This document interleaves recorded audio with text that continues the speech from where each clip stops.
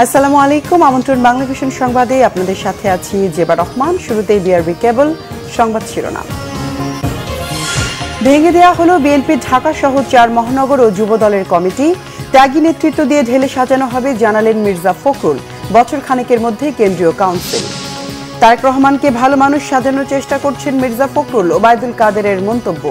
ঈদ যাত্রায় সড়কে চাপ থাকলেও যানজট নেই বলে দাবি। টি-20 বিশ্বকাপে রাত 8:30টায় মুখোমুখি যুক্তরাষ্ট্র ও আয়ারল্যান্ড। ম্যাচের ফলাফলের দিকে তাকিয়ে পাকিস্তান।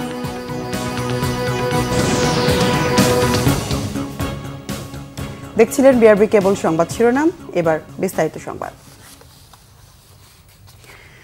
দীর্ঘদিন ধরে মেয়াদ উত্তীর্ণ হওয়ায় ঢাকা মহানগর সহ 4টি মহানগর ও যুব দলের কমিটি ভেঙে দেওয়া হয়েছে বলে জানিয়েছেন বিএনপির মহাসচিব মির্জা ফখরুল ইসলাম আলমগীর।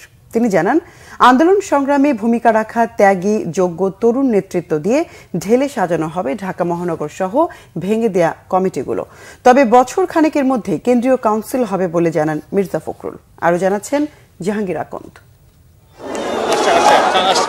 বৃহস্পতিবার গভীর রাতে ভেঙে দেওয়া হয় ঢাকা মহানগর উত্তর ও দক্ষিণ, চট্টগ্রাম এবং বরিশাল মহানগর বিএনপির কমিটি। একই সাথে ছাত্রদলের ঢাকা মহানগরের 4 কমিটি এবং জাতীয়তাবাদী যুবদলের কেন্দ্রীয় কমিটিও ভেঙে দেওয়া হয়েছে। বিগত সময়ে আন্দোলন সংগ্রামে মহানগর এবং অঙ্গ সংগঠনগুলো কতটা ভূমিকা রাখতে পেরেছে তা নিয়ে নেতাকর্মীদের মধ্যে ছিল নানা আলোচনা আর সমালোচনা। দলকে গতিশীল করতে অবশেষে কমিটি ভেঙে নতুন করে কমিটি করার এই সিদ্ধান্ত। বিএনপির মহাসচিব মির্জা ফখরুল ইসলাম আলমগীর জানিয়েছেন, দল ঢেলে সাজানো একটি চলমান প্রক্রিয়া। সেই প্রক্রিয়ার অংশ হিসেবেই কমিটিগুলো ভেঙে দেওয়া হয়েছে। প্রত্যেকটাই আমাদের মেয়াদ উত্তীর্ণ হয়ে গেছে। আর সবসময় একটা জিনিস মনে রাখতে হবে আপনাদেরকে, for any organisation new blood is very essential.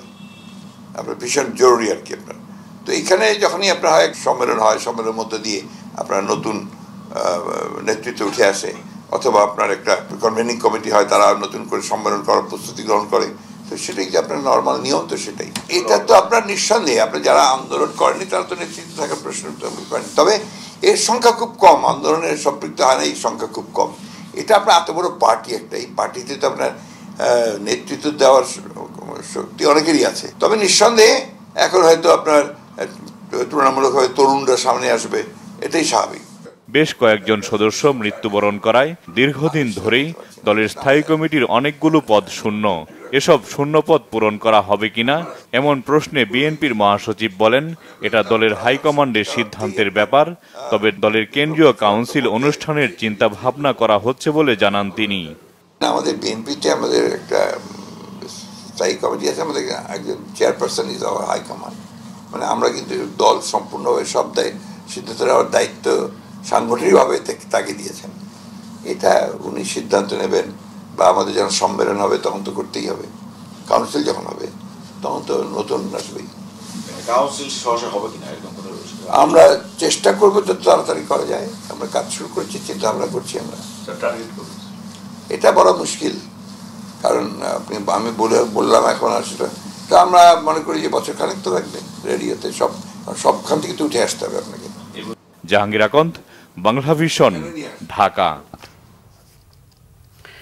ঈদযাত্রায় সড়কে চাপ থাকলেও যানজট নেই বলে দাবি করেছেন সড়ক পরিবহন ও সেতু মন্ত্রী ওবায়দুল কাদের। তিনি বলেন, ঈদ পরবর্তী যাত্রায় দুর্ঘটনা এড়াতে সরকার এবার সতর্ক রয়েছে।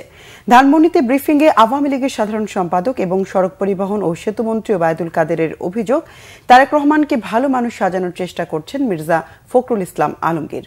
দলটির টপ টু বটম দুর্নীতিগ্রস্ত বলে মন্তব্য করেন তিনি।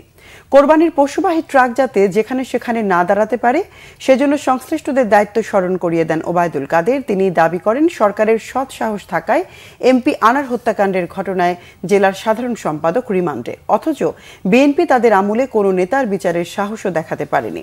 তারেক রহমানকে তার শাস্তি ভোগ করতে হবে বলেও জানান ওবায়দুল কাদের।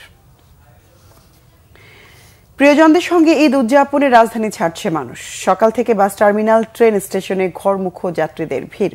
কমলাপুর স্টেশনে সকাল থেকে ঘরমুখো যাত্রী নিয়ে বিভিন্ন গন্তব্যের উদ্দেশ্যে ছেড়ে যাচ্ছে ট্রেন।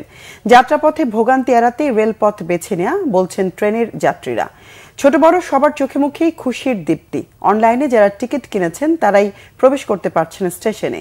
টিকিট চেকার ও নিরাপত্তা বাহিনীর ঘেরাটোপ পেরিয়ে প্রবেশ করতে হচ্ছে স্টেশনে। তবে যারা অনলাইনে টিকিট কিনতে পারেননি তাদের কথা মাথায় রেখে স্টেশনের বাইরে বিক্রি হচ্ছে স্ট্যান্ডিং টিকিট। এখনো পর্যন্ত কোনো ধরনের শিডিউল বিপর্যয়ের খবর পাওয়া যায়নি।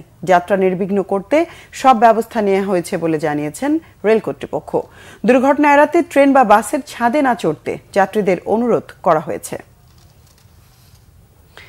ঈদের বাকি আর 3 দিন। গরু ছাগলে ভরে উঠেছে কোরবানির পশুর হাট, তবে বেচা বিক্রি এখনো সেভাবে জমে ওঠেনি। সকাল থেকেই রাজধানীর বিভিন্ন কোরবানির পশুর হাটে ক্রেতার সমাগম বাড়তে শুরু করেছে। এবারের হাটে ছোট ও মাঝারি সাইজের গরুর চাহিদা বেশি, বড় গরুর দিকে ক্রেতারা যাচ্ছেন কম। ক্রেতারা বলছেন আকাশচুম্বী দাম হাঁকাচ্ছেন বিক্রেতারা। গত বছর যে গরু 60,000 টাকায় কেনা সম্ভব হয়েছে, এবার সেই গরুর দাম হাঁকাচ্ছেন 1.5 লাখ টাকা। অনেক ক্রেতা বাজেট অনুযায়ী চাহিদা মতো গরু না পেয়ে শূন্য হাতে ফিরে যাচ্ছেন। বিক্রেতারা বলছেন সবকিছুর দাম বেড়েছে। বড় গরুর দাম জিজ্ঞেস করেই চলে যাচ্ছেন ক্রেতারা, কিনতে তেমন আগ্রহ দেখাচ্ছেন না। টি-20 বিশ্বকাপ এই গ্রুপের গুরুত্বপূর্ণ ম্যাচে আজ মুখোমুখি যুক্তরাষ্ট্র ও আয়ারল্যান্ড। যুক্তরাষ্ট্রের তৃতীয় বিশ্বকাপ ভেন্যু ফ্লোরিডায় লহরডিহে বাংলাদেশ সময় রাত 8:30টায় শুরু হবে ম্যাচটি। এই ম্যাচের দিকে দৃষ্টি রাখবে পাকিস্তানও। আইরিশদের বিপক্ষে জয় পেলে বিশ্বকাপে প্রথমবার খেলতে এসেই দ্বিতীয় রাউন্ডের টিকিট নেবে যুক্তরাষ্ট্র।